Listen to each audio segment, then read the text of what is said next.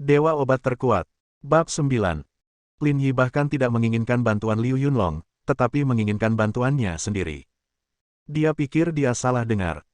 Tapi ekspresi Lin Yi sangat serius, bahkan sedikit serius. Tidak ada masalah sama sekali. Su Fan tersenyum dan menjawab dengan santai. Dia tidak berpikir bahwa Lin Yi mengatakan yang sebenarnya, tetapi apakah orang ini seseorang yang tahu bagaimana bersikap sopan? Saya tidak akan membiarkan Dekan Su membantu dengan sia-sia. Lin Yi berkata. Su Fan semakin bingung. Mendengarkan nada bicara Lin Yi, dia benar-benar memiliki sesuatu yang mengganggunya. Dia tiba-tiba menyayangkan kenapa dia berani menyombongkan Haiko. Dia hanya seorang wakil presiden, dan dia masih bertanggung jawab atas pengadaan. Bagaimana jika Lin Yi ingin melakukan sesuatu yang ilegal sendiri?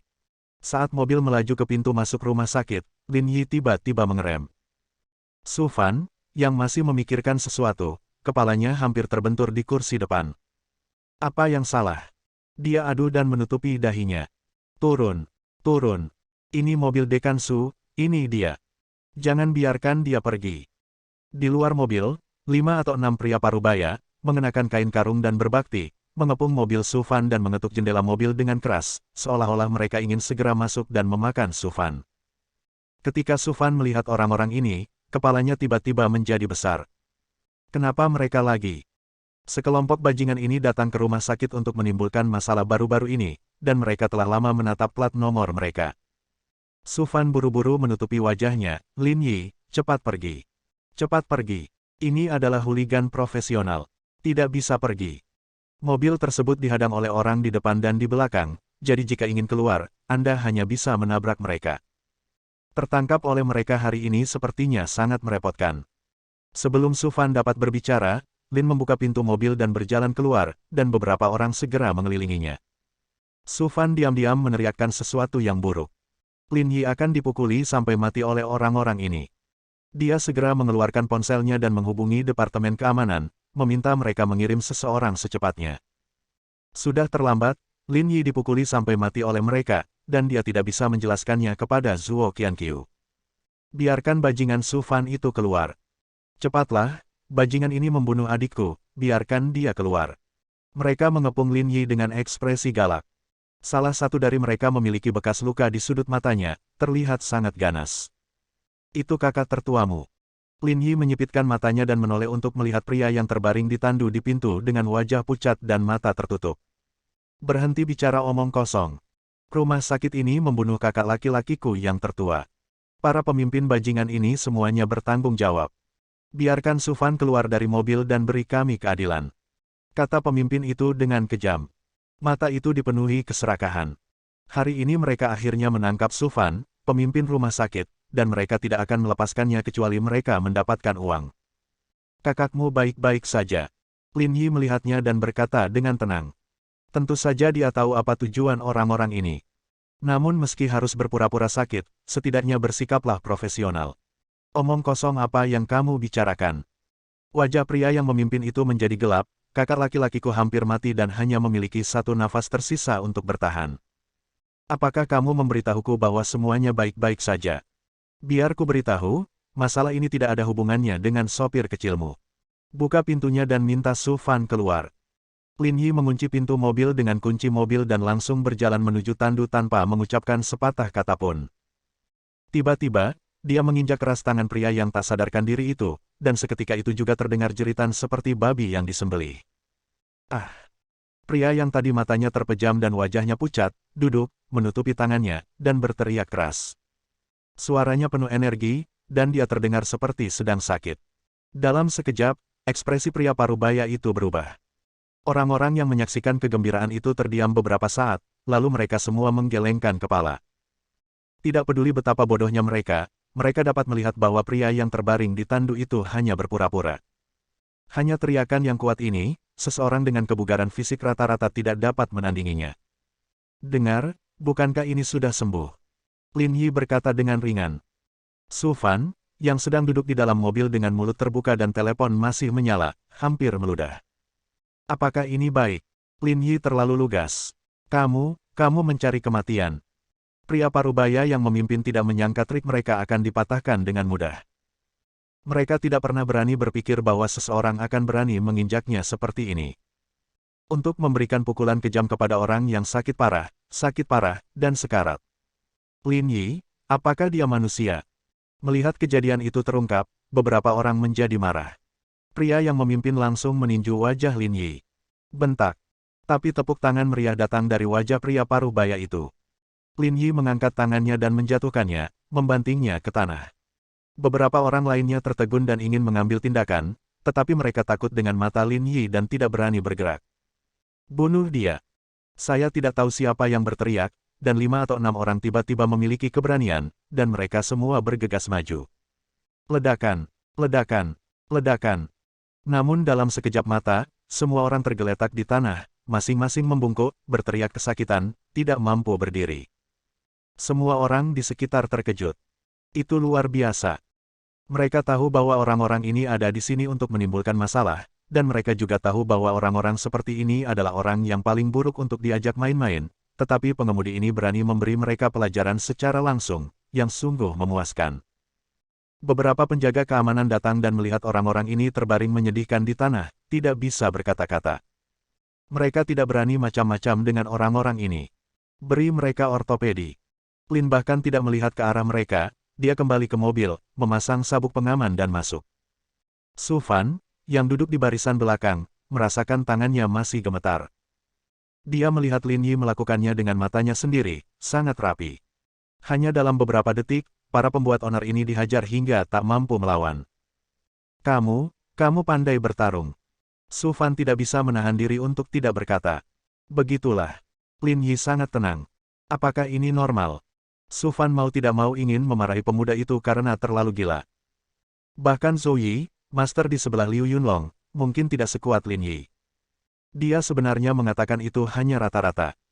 Anak ini, meskipun dia bisa menggunakan teknik medis yang hilang seperti titik kontrol Qi, dia masih sangat terampil.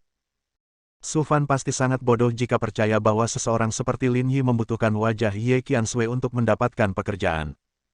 Kamu baru saja mengatakan bahwa kamu memerlukan bantuanku untuk sesuatu, ada apa?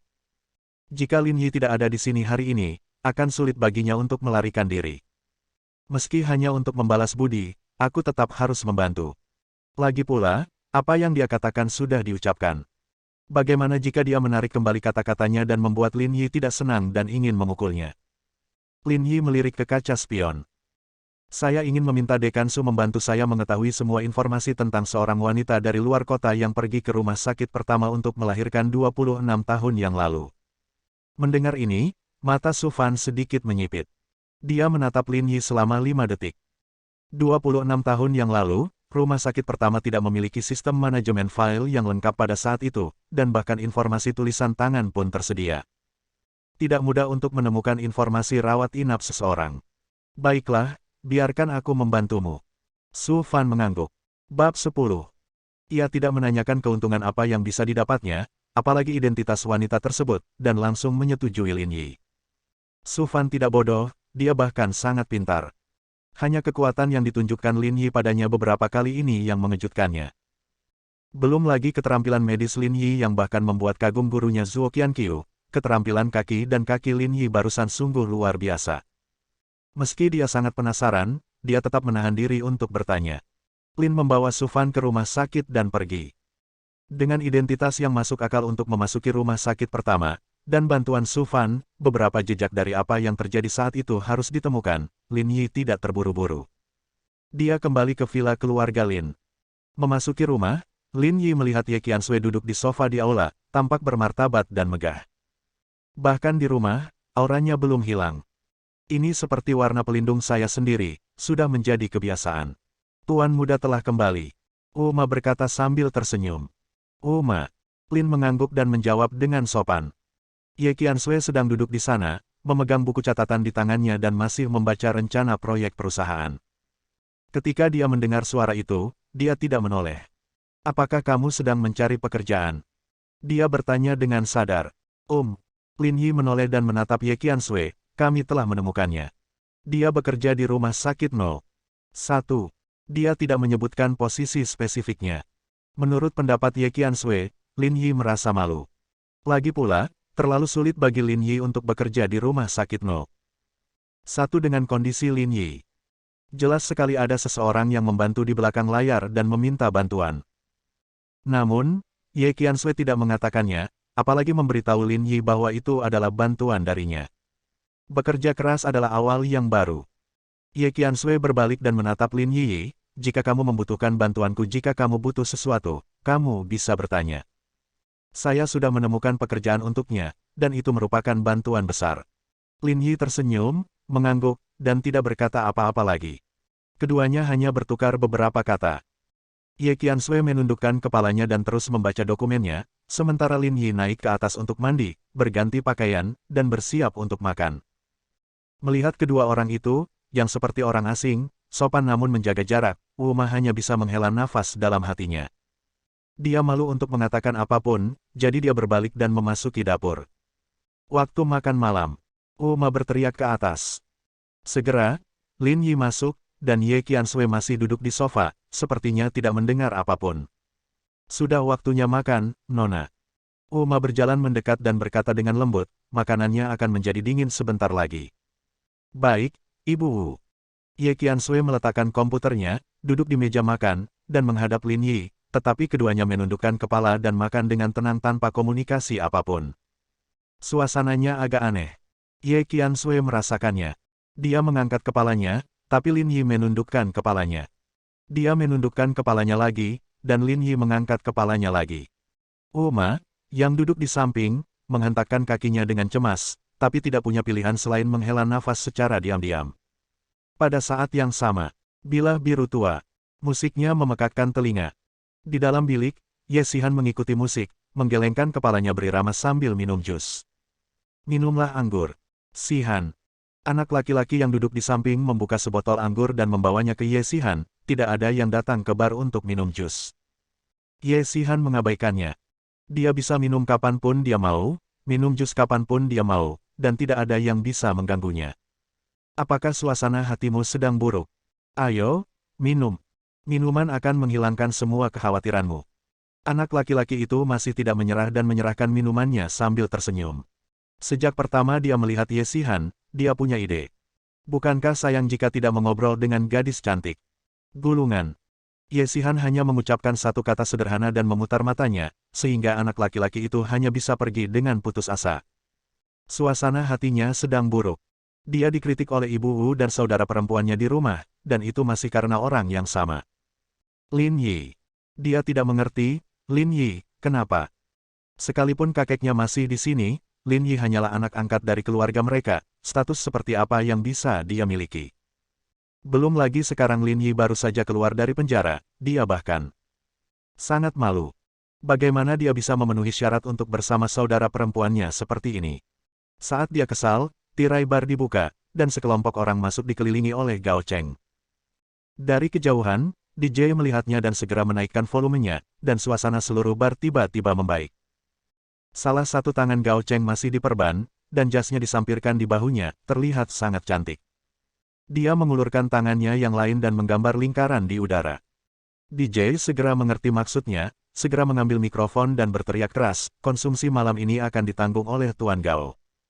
Ceritanya, petik 2. Tiba-tiba, terjadi keributan.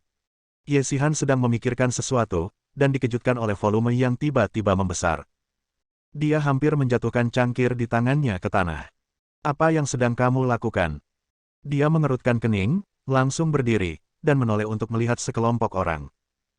Dia tidak tahu siapa orang itu, begitu sombong, mengapa tidak membayarnya saja? Apakah dia kekurangan uang untuk segelas jus ini?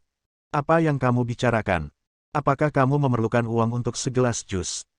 Gao Cheng hendak pergi saat dia melihat Ye Xihan berdiri di sana dari sudut matanya dan segera berhenti. Bagaimana mungkin dia tidak mengenali Ye Xihan? Ini juga wanita yang selalu ingin dia menangkan. Yang paling seru adalah saat kedua kakak beradik itu mendapatkannya. Gao Cheng mencibir dan melambai, dan orang di sebelahnya segera berjalan mendekat. Beri dia pelajaran. Setelah mengatakan itu, dia memasuki kotak tanpa menoleh ke belakang, dan pria itu hanya mengangguk, memimpin beberapa orang, berjalan menuju Ye Xihan, dan langsung mengepung Ye Xihan dan yang lainnya. Gadis kecil, bukankah ibumu mengajarimu untuk tidak berbicara omong kosong di luar?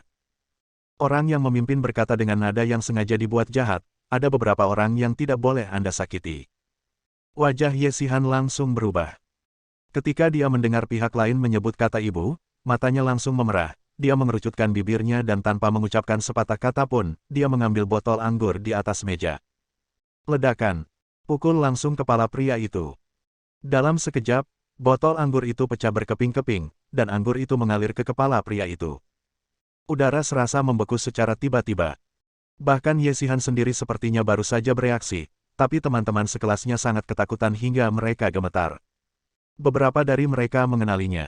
Pria itu adalah pemimpin gangster yang tidak boleh diajak main-main di bar ini, Saudara Mao.